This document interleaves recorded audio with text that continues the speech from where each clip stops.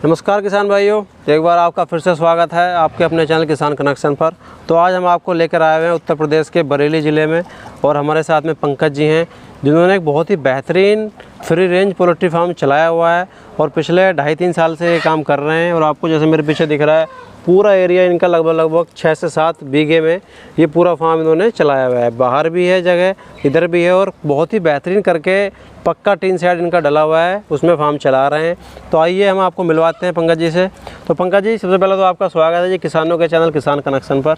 नमस्कार सर जी। और थोड़ा सा अपना और अपने फार्म का एक छोटा सा परिचय दीजिए, जो लोग आपके आसपास से हैं, ताकि उन लोगों को जानकारी मिल जाए। किसी को प्योर फ्री रेंज वाला, जैसे आपने बाहर बोर्ड भी लगाया हुआ है, ये दिख रहा है, प्योर ऑर्गेनिक मुर्गा आप दे रहे हैं तैयार करके बाहर एकदम। और मैं देख रहा हूँ खाने में भी आप इनको उबला हुआ चावल, आलू इस टाइप से खिला रहे हैं। तो ये अपना कहाँ पे आ रहा है? ये हमारा यूपी के बरेली ज़िले में बंडिया गांव पड़ता है, परसा खेड़िया के पास में, इंडस्ट्रियल एरिया से बिल्कुल लगा हुआ हमारा फार्म है। अच्छा, हाँ। तो आप लगभग कितने दिन से ये फार्म चला रहे हैं? मेरे को करीब हो गया 2-2.5 साल इसको चलाते हुए। तो आपको इस काम की कैसे सूझी जी? आपकी जो फैक्ट्री टाइप से मैं देख रहा हूँ, जी। ये पहले फैक्ट्री शायद हुआ करती थी या प्लानिंग थी यहाँ पे कुछ, तो इसी को आपने मुर्गा फार्म में वो भी फ्री रेंज में तब्दील कर दिया। तो ऐसा विचार कैसे आया? ये एक्चुअली विचार ऐसे आया सर हमको कि बॉयलर के पालने वाले तो यहाँ बहुत लोग हैं चारों तरफ, तो हमने कहा कुछ लीक से हट के काम किया जाए कुछ। और इसका जो काम है, इसकी जो चीज़ है हमारे पास क्वालिटी वाइज है, सब चीज़ें अलग अलग। हम अच्छी ब्रीड पालते हैं जिससे खाने के लिए इंसान को अच्छा मीट मिले। तो आपने इसलिए प्योर देसी में पाला हुआ है? हाँ, इसकी मैंने यहीं बरेली भी है, हमारे यहाँ IBRI का इंस्टीट्यूट है बहुत बड़ा, वहाँ से मैंने इसकी ट्रेनिंग ली। कितने दिन की ट्रेनिंग लगभग? इसकी ट्रेनिंग लगभग 1 हफ्ते की ट्रेनिंग। अच्छा, 1 हफ्ते की ट्रेनिंग? जी हाँ, इसकी मैंने यहाँ से ट्रेनिंग ली और उसके बाद मैंने ये बच्चा जो है वो पन्नगर से परचेज़ किया। पन्नगर में ट्रेनिंग आपने बरेली से ली और हाँ, बच्चा पंतनगर से। तो ऐसा क्यों? ऐसा इसलिए लिया कि उस वक्त यहाँ पर बच्चा अवेलेबल नहीं हो पा रहा था, कि मतलब यहाँ ज़्यादा टाइम पीरियड लग रहा था हमको बच्चा लेने में। वहाँ हमको बच्चा उस वक्त वहाँ मौजूदा स्थिति में उनकी बच्चा यहाँ पे नहीं था उस वजह से आपने? था नहीं बच्चा यहाँ।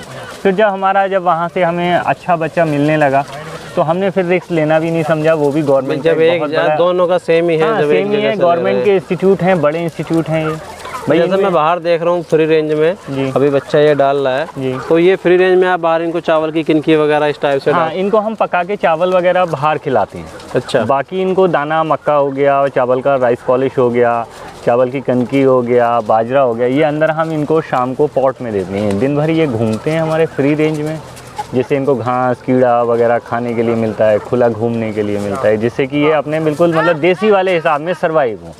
तो हम जैसे बात कर रहे थे कि बच्चा आप पंतनगर से लेते हैं। जी। तो अभी आपने अपने फार्म पे लगभग टोटल कितना बच्चा ये रखा हुआ है? इस वक्त हमारे पास करीब 1000 बच्चे के आसपास है, सब छोटा बड़ा मिला के। हाँ। तो अपने अंडा भी चल रहा है इस समय? हाँ, अंडा भी अपने यहाँ होता है। और जैसे मैं देख रहा हूँ आपका कड़कनाथ भी है, ब्लैक एस्टल और भी है। जी। तो कौन कौन सी ब्रीड आपके पास में इस समय? मेरे पास RIR है, कड़कनाथ है, ब्लैक ऑस्ट्रोलॉग है, नेकेड नेक है।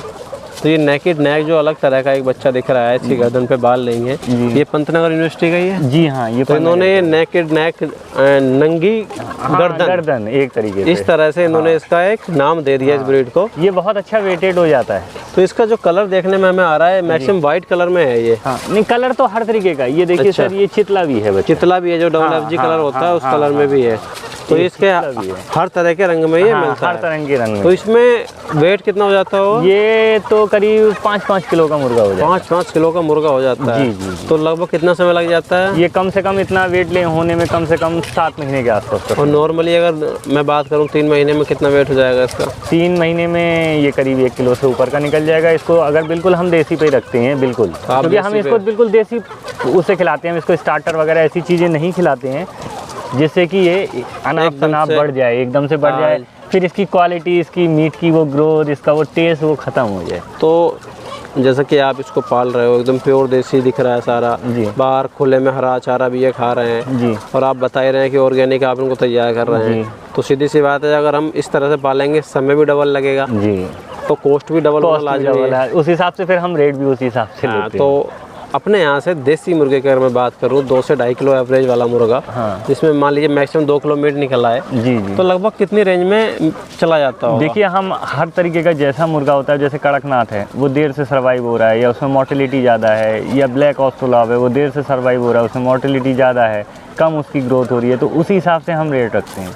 कोई 500 रुपये किलो है, कोई 700 रुपये किलो है, कोई 400 रुपये किलो है, जिस हिसाब से बच्चा सर्वाइविंग ले रहा है। तो मिनिमम रेट क्या है अपना? मिनिमम कम से कम हम 400 रुपये किलो का रेट रखते हैं। 400 रुपये किलो आएगा। हाँ जी। अगर हम कड़कनाथ की बात करें तो अपना कड़कनाथ यहाँ से लगभग किस रेट में चला जाता है? कड़कनाथ की अगर आप बात कर रहे हैं तो कड़कनाथ हम तो देखिए एक्चुअली हम तो रिटेल में ही ज़्यादा वो रखते हैं, क्योंकि हमारे पास रिटेल के यहाँ हमारी बरेली में इसकी देसी की कोई मंडी वगैरह तो है नहीं। तो फुटकर का ही अपना जो भी रेट है वो रिटेल में ही अपने रिटेल के हिसाब से रखते हैं। और अब हमारी जब हमें खोले हुए इतना समय हो गया फॉर्म, तो लोगों को जानकारी भी है, और फिर जब हम यहीं के रहने वाले हैं तो हमारा कुछ अपना अप्रोचिंग भी है उस हिसाब से कि कस्टमर हमको मिल जाते हैं, रिलायबल पर्सन। तो बाहर जो दिख रहा है आपका फार्म के अलावा भी आपने बहुत ही बेहतरीन एक काम किया। हम अगर ऊपर की बात करें, ये एकदम हमारे सर को छूता हुआ लगभग 6 फीट के आसपास का ये एक जाल नेट बोल सकते हैं, और पूरे फार्म में आपने इसको लगाया हुआ है, तो इसका क्या कारण है? ये इसलिए लगा रखा है एक्चुअली कि ऊपर से कभी कोई बाज है, चील है, तो इस टाइप के पक्षी हमको नुकसान ना दें, हमारे जानवर को एकदम से ना उठाएं। तो बिल्कुल टेंशन फ्री वाला काम आप कर रहे हैं। मतलब के करीब 80% तो हमारी टेंशन जो है वो दूर ही है। आप के एकदम से जो ऊपर से पक्षी आ रहा है उसको तो देखना बहुत इम्पॉसिबल हो जाता है। तो अब तो पक्षियों ने आना भी बंद कर दिया होगा उसको? हाँ, अब नहीं आता। इसको देख के पक्षी खुद डरता है कि पता नहीं क्या जाल है, कि मैं ना फंस जाऊँ इसमें। तो ये आपने ये आइडिया कहाँ से आया? ये बस अपने दिमाग से आया है। ऐसे ही एक दिन बैठे हुए थे, हुआ क्या हमारे यहाँ कुछ बंदे रहते थे, उन्होंने 8-10 ये 4-4, 5-5 रुपए वाले जो चूजे होते हैं वो खरीद लिए उन्होंने, और हम बैठे हुए थे चेयर पे, हमने देखा चील आई और एक बार में 2 उठा के ले गई। अच्छा। तो हमने कहा अगर ऐसे तो हम अपने इतने सारे जानवर हम तो बचा ही नहीं पाएंगे।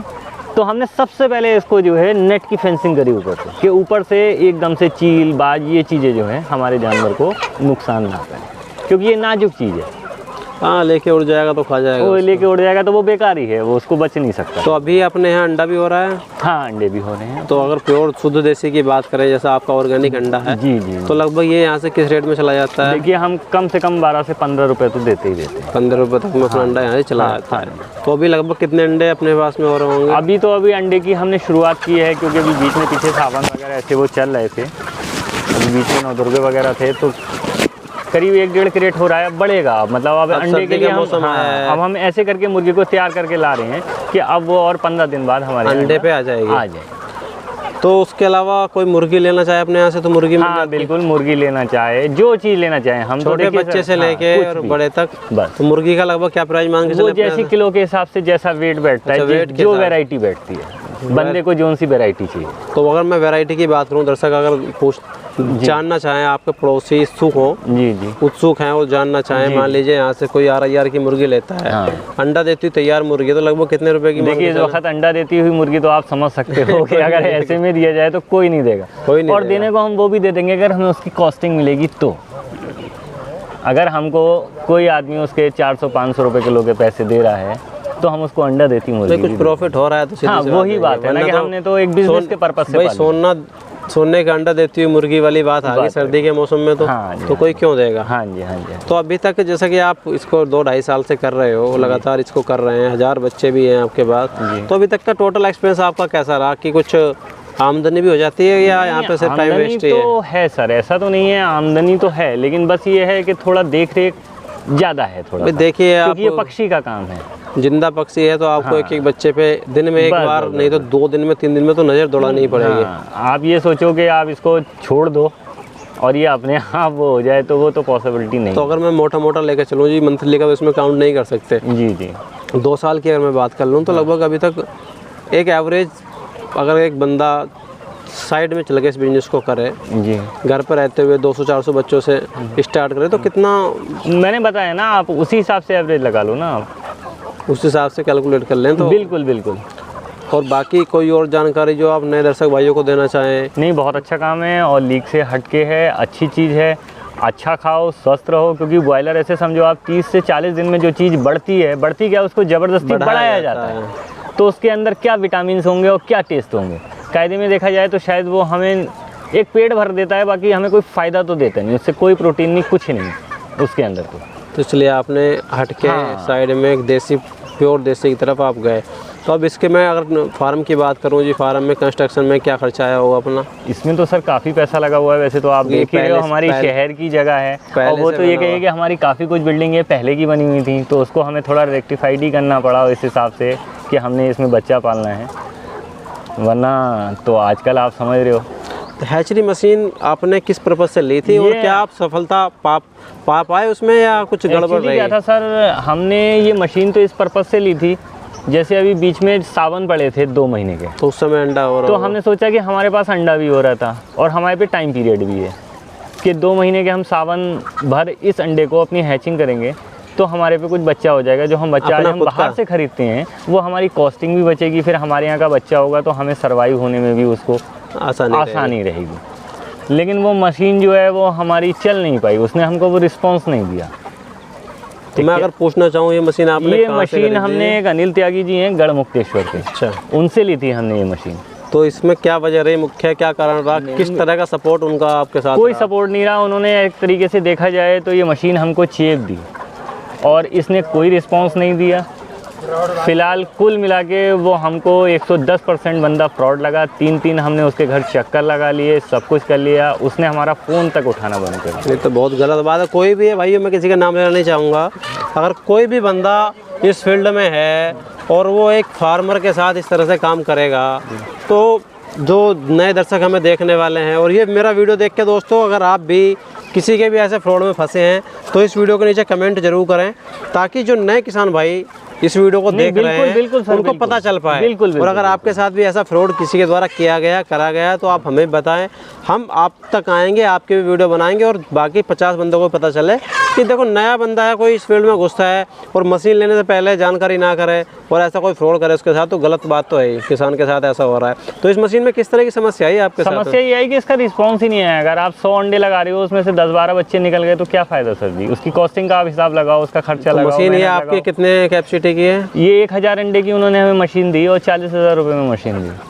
अच्छा, लेकिन इस मशीन का कोई रिस्पांस नहीं निकल के आया। तो 40,000 भी आपका वो पानी में, वो सब पानी में गया हमारा। अब ये मशीन आपके पास बेकार है? बेकार है, ये तो डब्बा है हमारे लिए एक तरीके से, किसी यूज़ की नहीं है। 40,000 का पेमेंट फुल कर चुके हैं। अब क्या करें, वो तो हमने उस वक्त ही कर दिया था उनको। करीब हमने उनको 25,000 रुपये करीब तो हमने उनको पहला एडवांस दिया था, ये मशीन ली थी। उसके बाद में जब वो आए तो वो पैसे उनके पास वो सभी पहुँच गए।